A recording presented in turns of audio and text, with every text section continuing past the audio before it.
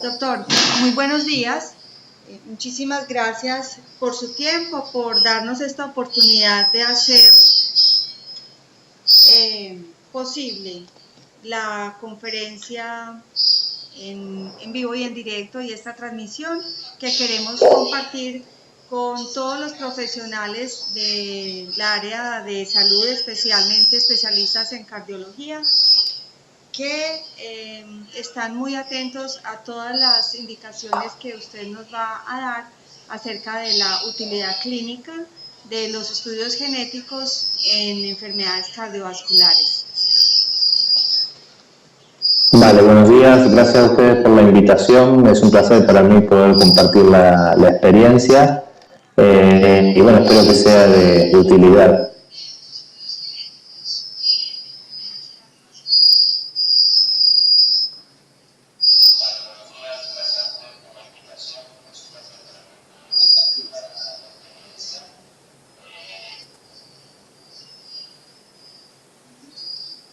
¿Cómo hacemos para que el doctor no escuche ese eco?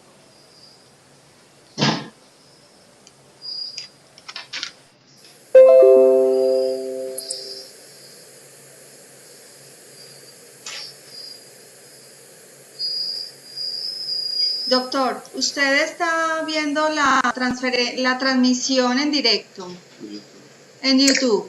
No. Ah, bueno, perfecto. Entonces continuemos adelante, le escuchamos perfecto. Tengo que compartir la pantalla, ¿verdad? Sí, así es. Vale, vamos a... Bueno, díganme ustedes cuando están viendo mi pantalla.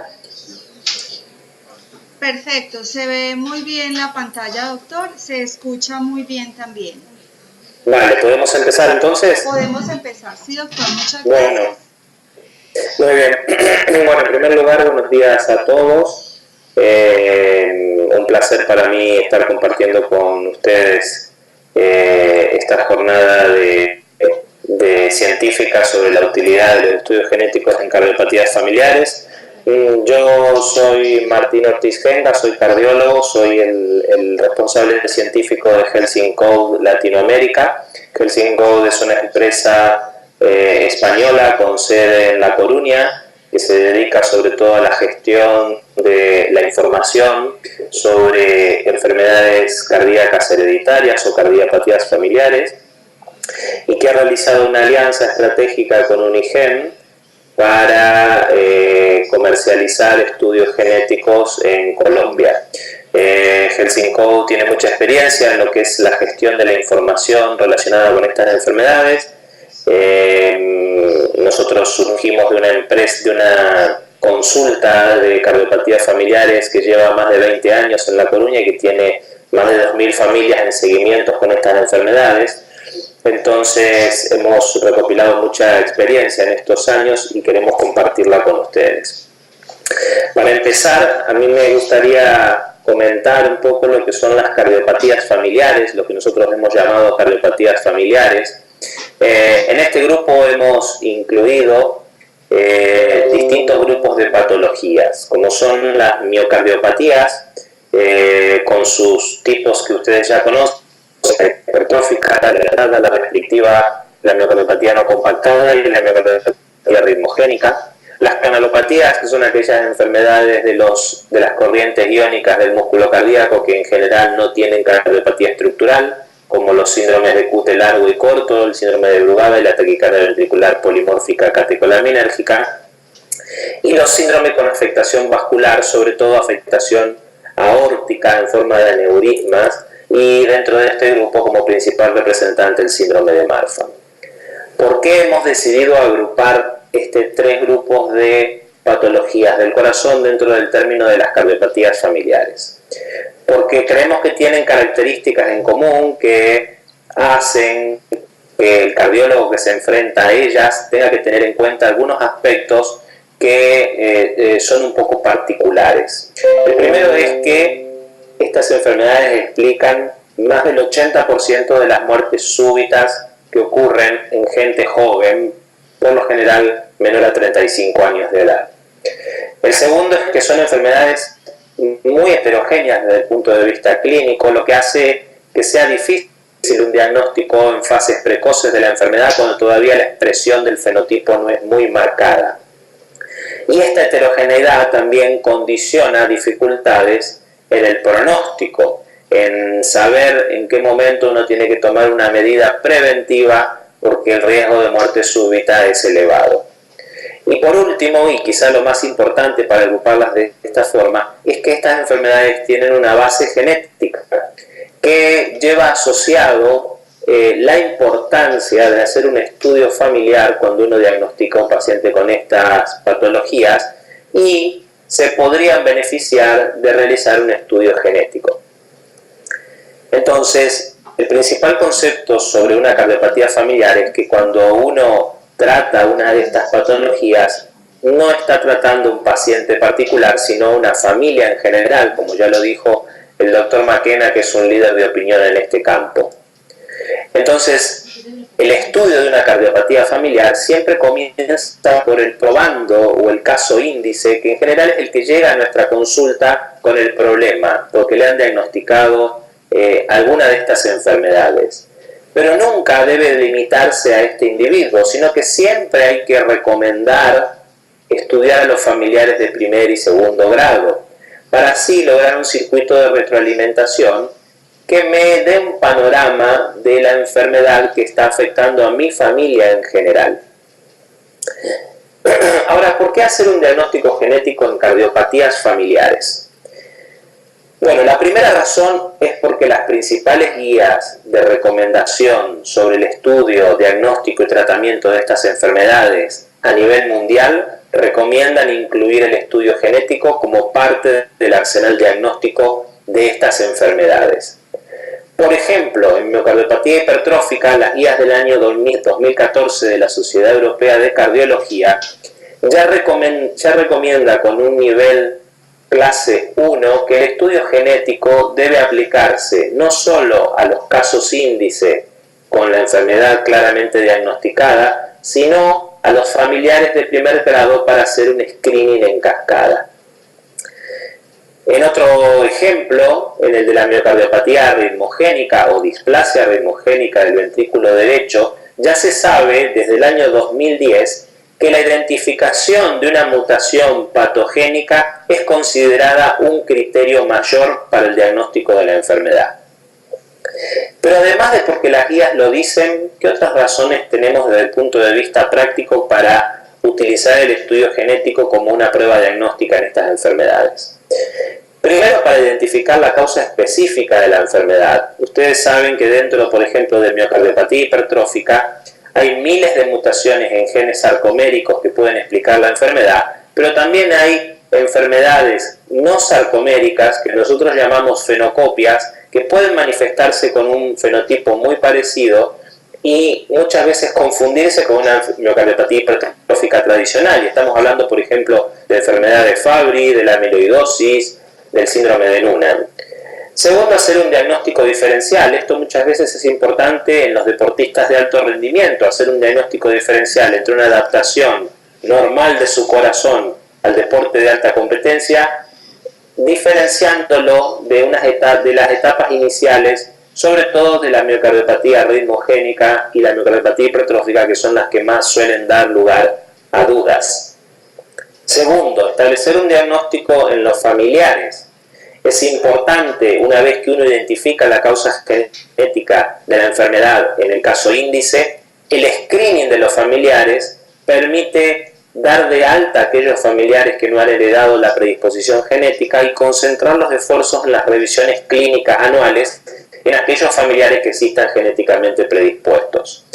El pronóstico, establecer el pronóstico de la enfermedad. Nosotros que llevamos años juntando información sobre mutaciones en estas enfermedades, sabemos que en muchos casos conocer la mutación específica que causa la enfermedad tiene valor pronóstico. Y por último, muchas veces es importante para decidir un tratamiento. Esto es importante, por ejemplo, para el síndrome de QT largo, saber específicamente qué tipo de QT largo tengo enfrente es importante para decidir si el beta bloqueante, por ejemplo, va a tener mayor o menor respuesta en mi paciente. Pero la clave de aplicar correctamente un estudio genético es la interpretación del estudio, porque la tecnología que tenemos hoy en día nos permite identificar más de 1000 variantes genéticas distintas en cada individuo, y estas variantes requieren clasificarse e interpretarse. ¿Para qué? Para que si tengo la posibilidad de identificar una mutación cuando le ofrezco el estudio genético al caso índice, al probando de mi familia, en lugar de pasar directamente al estudio predictivo de los familiares de primer grado y ver que los que tienen la mutación deben completar un seguimiento anual o bianual, y a los que no tienen la mutación les puedo dar el alta y descontinuar el seguimiento, antes de hacer este paso, nosotros tenemos que estar seguros que el resultado que me está ofreciendo el estudio genético es el de realmente una mutación patogénica. Y tenemos que estar seguros que esta mutación patogénica explica no solo el fenotipo del paciente, sino el fenotipo que tengo en toda mi familia.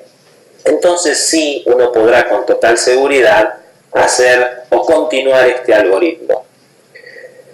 ¿Cómo hago para interpretar correctamente un estudio genético? Tengo que tener reunida toda la información que está previamente publicada, y a esto nos hemos dedicado en Health in Code los últimos 10 años. En Health in Code hemos reunido toda la información que está desperdigada en la literatura, información que viene de pacientes, de familias, de mutaciones, de comunicaciones a congresos, que para el cardiólogo de hoy es muy difícil estar al día en todo esto. Hemos reunido en una base de datos especializada toda esta información para moldearla, para digerirla y para poder entregar en el momento en que sea necesario un informe individualizado para un paciente en concreto. Entonces lo que hacemos es barrer toda la literatura, desmenuzar la información que está contenida en los artículos científicos, meterla en una base de datos que a través de un motor heurístico de extracción de la información permite generar un informe que a día de hoy se nutre de más de 100.000 individuos y más de 40.000 familias que han sido publicados en la literatura con alguna mutación relacionada con estas enfermedades. Para que el informe final, que es nuestro principal valor diferencial, incluya toda esta información y le dé herramientas al clínico que ha solicitado el estudio para saber interpretar con más precisión los resultados y poder tomar conductas clínicas. Esto no sirve de nada si no ponemos algunos ejemplos que nos ilustren sobre el estudio y la utilidad del estudio, y que es el principal objetivo de esta charla después de esta introducción. El estudio genético permite realizar un diagnóstico preciso y precoz, y este es un caso que nos permite ejemplificarlo. Esta es una paciente de 49 años que tenía diagnóstico de Marfan desde el 2004. Su madre había muerto súbitamente con 31 años de causas no conocidas.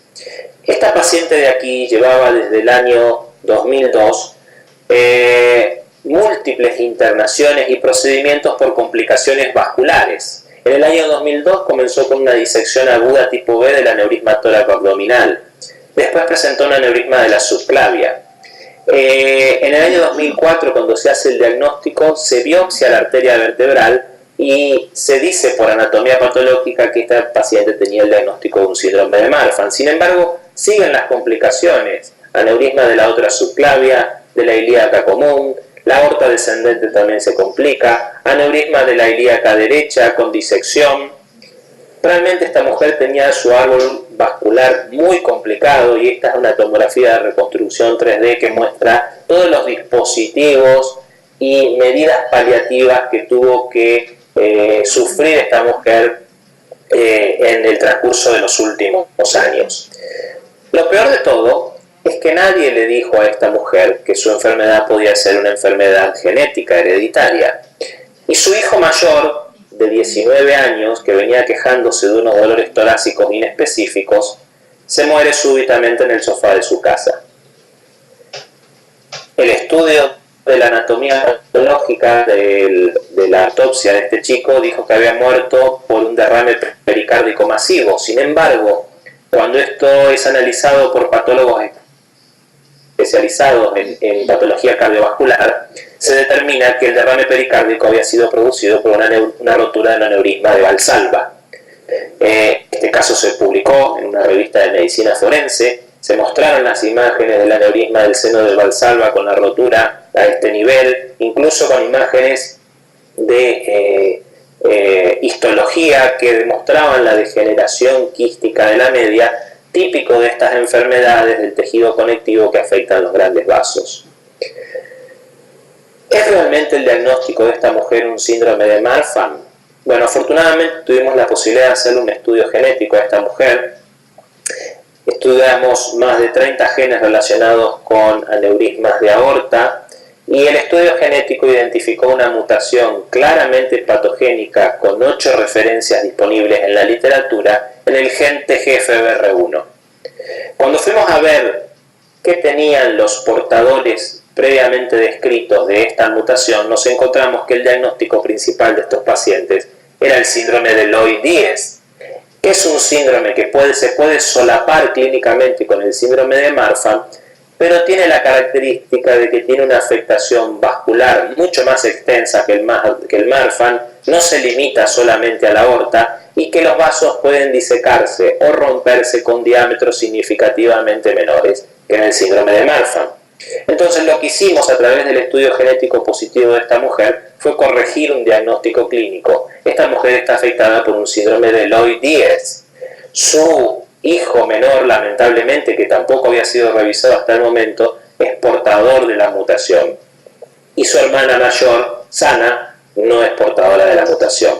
Este chico de aquí, a partir del estudio genético, se decidió revisarlo y nos dimos cuenta que era un militar de 20 años, que ya tenía el aneurisma de la arteria mesentérica superior con trombo mural y calcio en sus paredes, que las ilíacas y las femorales estaban ectásicas, que todavía teníamos que evaluarle mediante una angioresonancia cómo estaba su vasculatura cerebral, porque esta enfermedad puede atacar distintos lechos, que requiere un seguimiento estrecho, que debe dejar el ejército porque el ejercicio físico intenso está completamente contraindicado, y que ahora conoce la causa genética de la enfermedad y en el momento de que quiera tener descendencia puede utilizar esta información para un diagnóstico preimplantacional.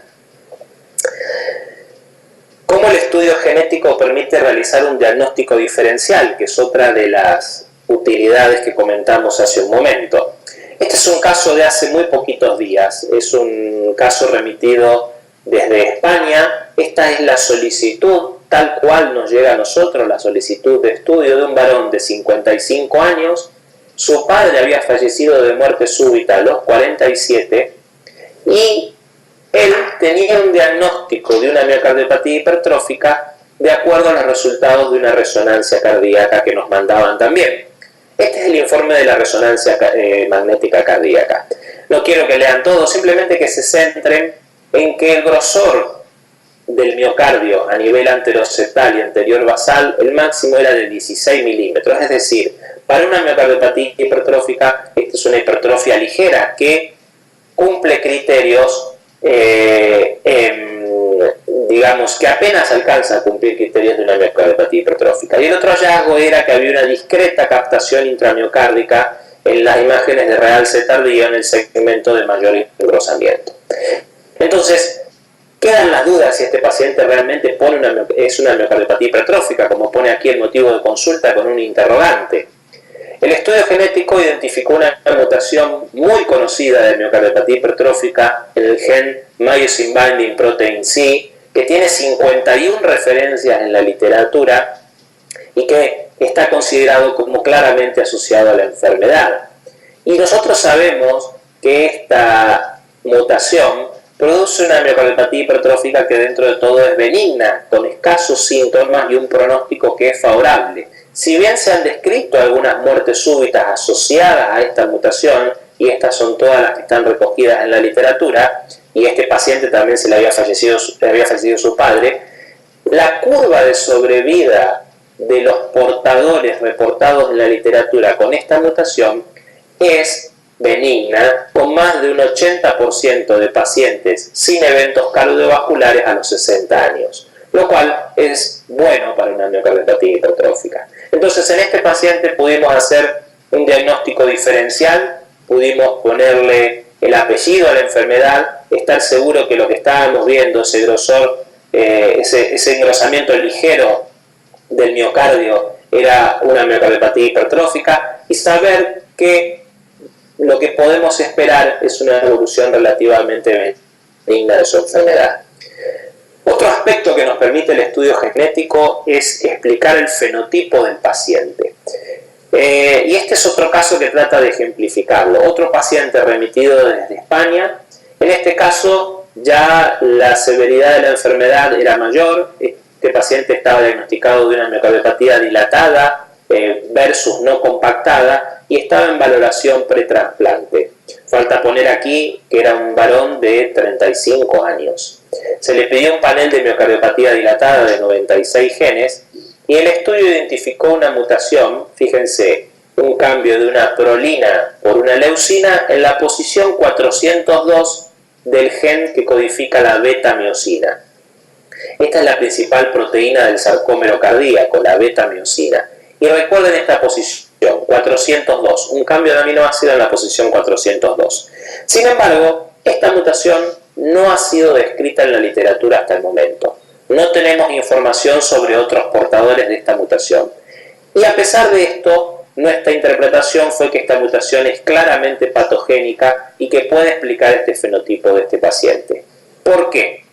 Porque a veces hay información funcional que nos puede dar una pista acerca de la patogenicidad de una mutación. Fíjense, este es el filamento grueso del sarcómero cardíaco en donde se entrecruzan las moléculas de beta-miosina, que son estas que tienen como forma de palo de golf con una vara y una cabeza.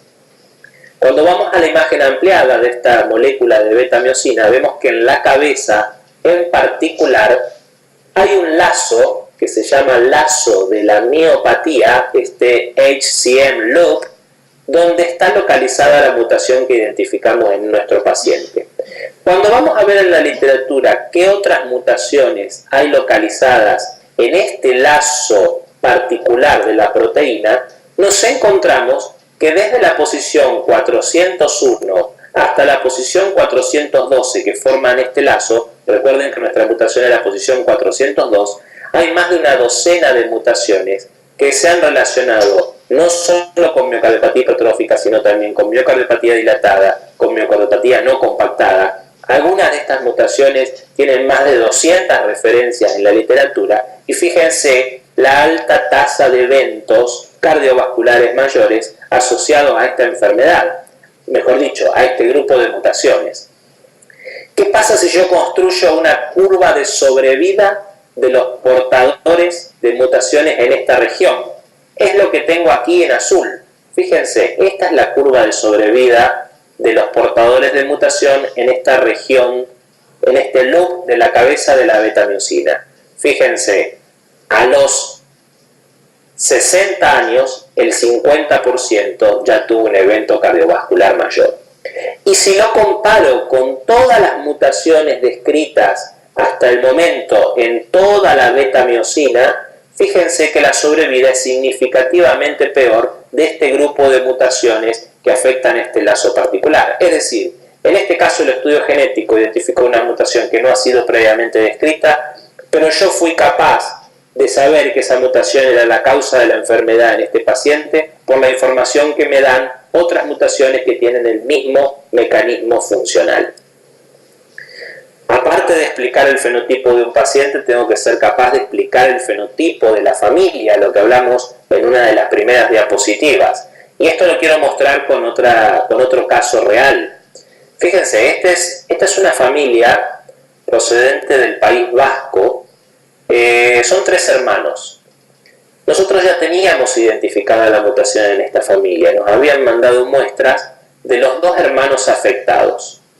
Fíjense, uno de ellos tenía una miocardiopatía hipertrófica diagnosticada a los 24 años, tenía 32 milímetros de grosor parietal máximo y había fallecido súbitamente con 41 años. O sea, un fenotipo severo. Su hermano menor se había diagnosticado a la misma edad, a los 24 años, un grado de hipertrofia moderado, 23 milímetros, y tenía un desfibrilador colocado por prevención primaria.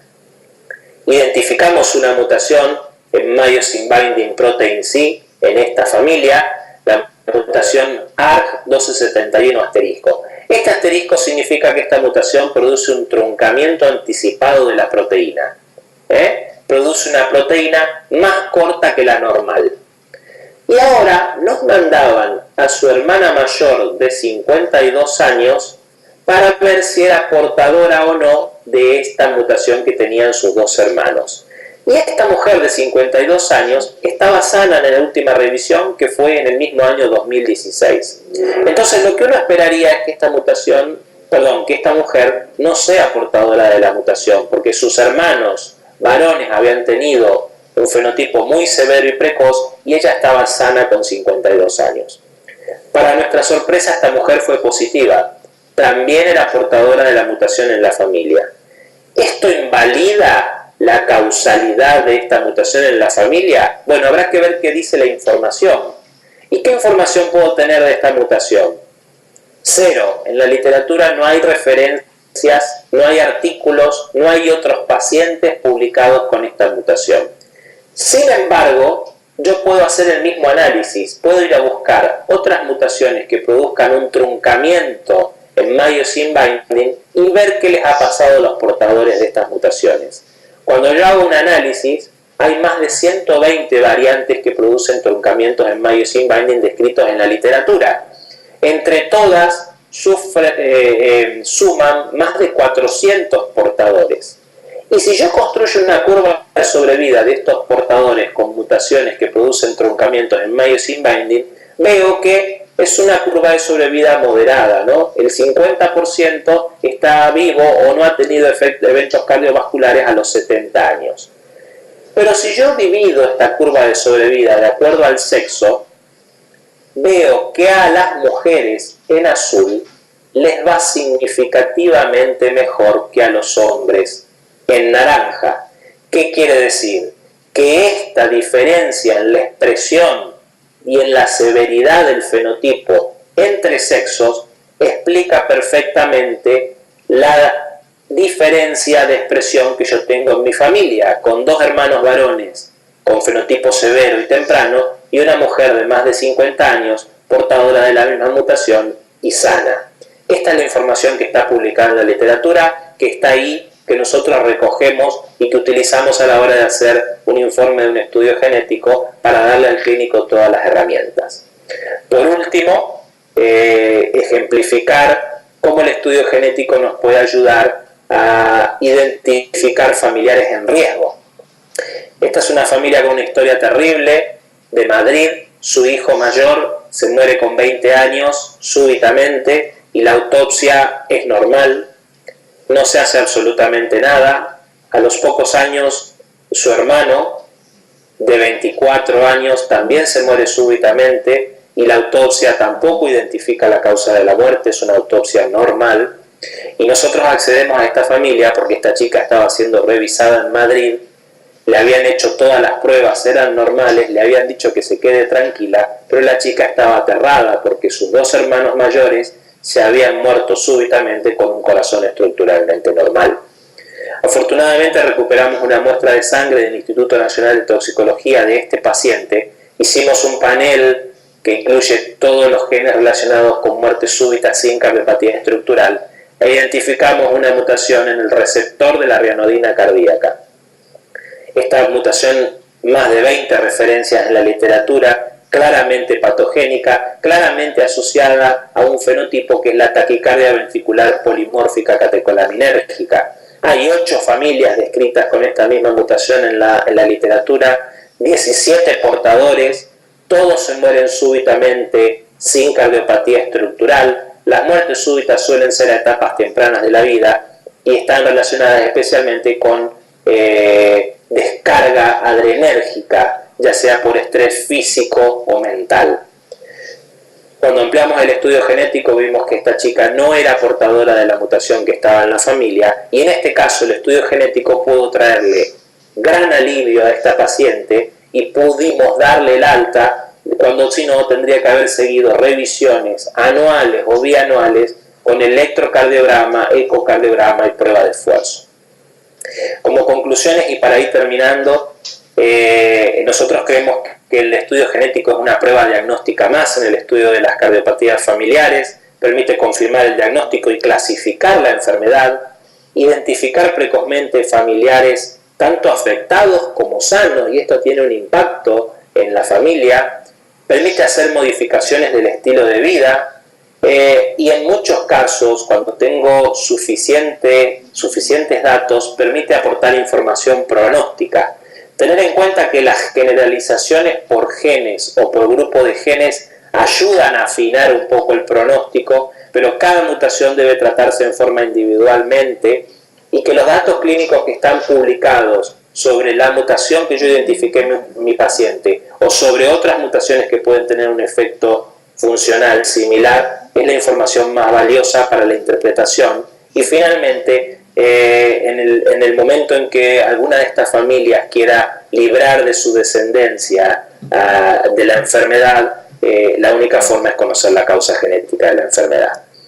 Nada más, muchas gracias, presentarles a nuestro equipo de trabajo conformado por cardiólogos, biólogos, genetistas, farmacólogos, con sede en La Coruña, y bueno, quedo abierto a cualquier duda, cualquier comentario.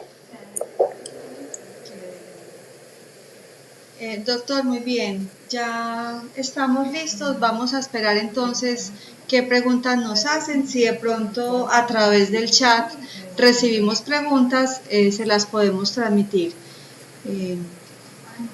Estamos abiertos entonces para escuchar las personas que están asistiendo a la conferencia, qué inquietudes puedan tener para el doctor Martín Ortiz.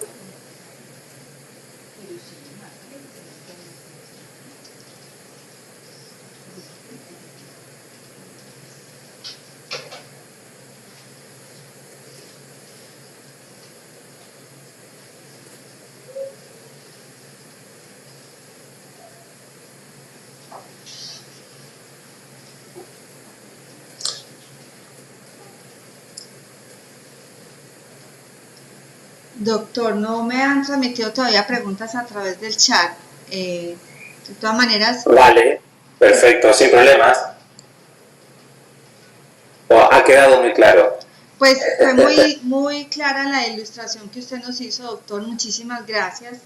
Creemos que es de mucha utilidad todo este conocimiento y este recorrido que ha hecho Health in Code, y que ahora en nuestra alianza pues va a ayudarnos a la interpretación de las pruebas genéticas en pacientes con este tipo de enfermedades. Sabemos que nos va a servir muchísimo este soporte técnico que vamos a tener con ustedes, y que va a enriquecer nuestro equipo médico. Estoy seguro de ello.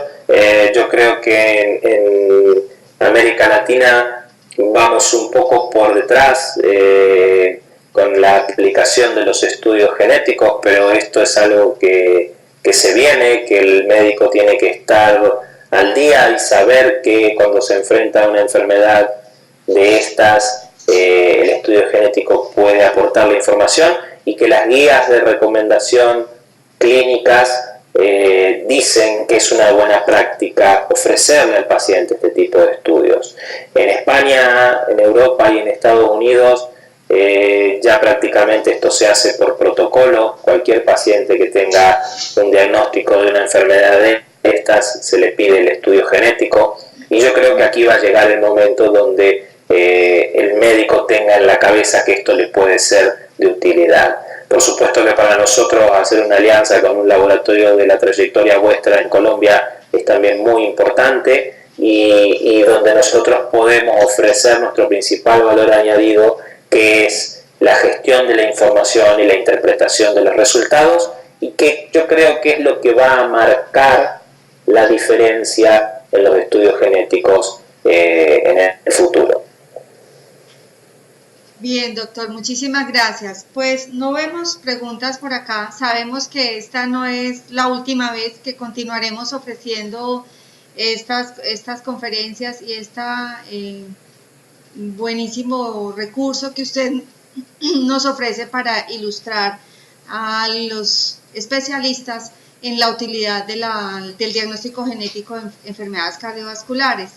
Quedamos muy agradecidos por este tiempo que nos ha brindado en compartir su conocimiento y estaremos entonces más adelante invitándolo pues a compartir con más especialistas. Muchísimas gracias, doctor, por su tiempo y seguimos entonces atentos. De todas maneras, a los asistentes, preguntas que surjan, pueden enviárnoslas a través de la página web nuestra, a través de contacto y haremos pues entonces la conexión con el doctor Martín Ortiz para poder ayudarles en estas preguntas que tengan. Vale, pues para mí ha sido un gusto, un placer y bueno, quedo a disposición para cuando lo necesiten de seguir avanzando en este tema. Muchas gracias por todo. Muchas gracias, doctor, y que tenga un buen día. Igualmente, hasta luego. Gracias, hasta luego.